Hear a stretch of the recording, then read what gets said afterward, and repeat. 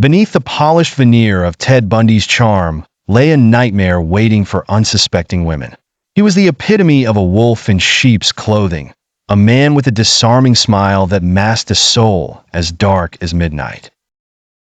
Ted was meticulous, a master of deception, who used his good looks and affable personality to gain the trust of those around him.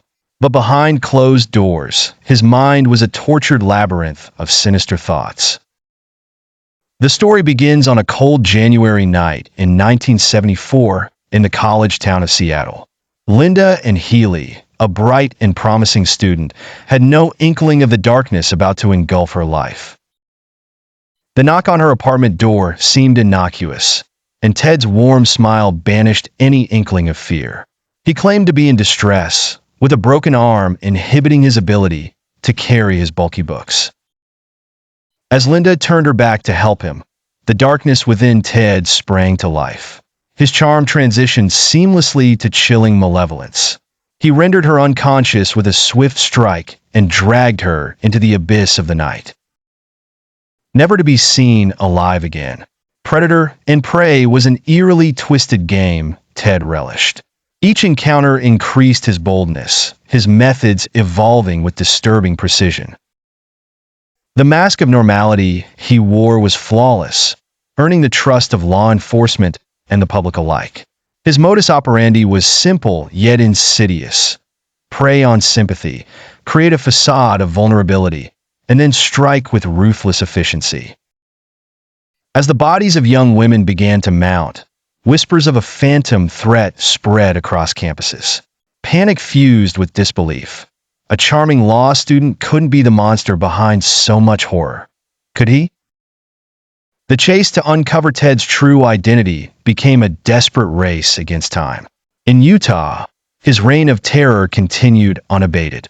Debbie Kent's disappearance during a high school play mirrored earlier abductions, leaving behind an ominous, palpable dread.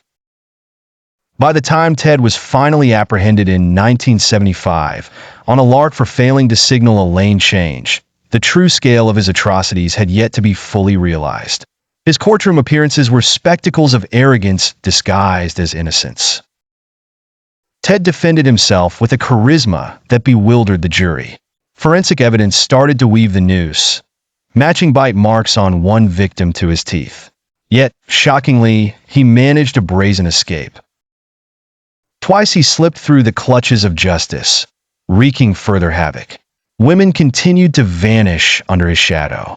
January 1978. Chi Omega sorority at Florida State University.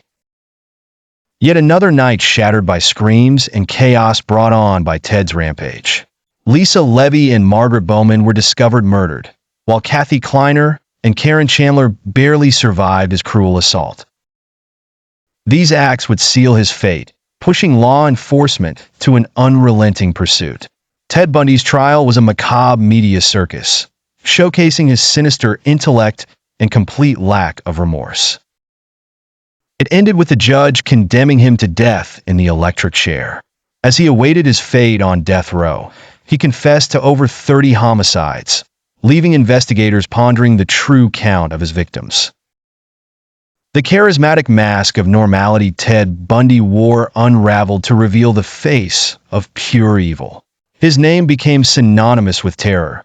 His story a stark warning of the monsters that can lurk behind the facade of familiarity and charm.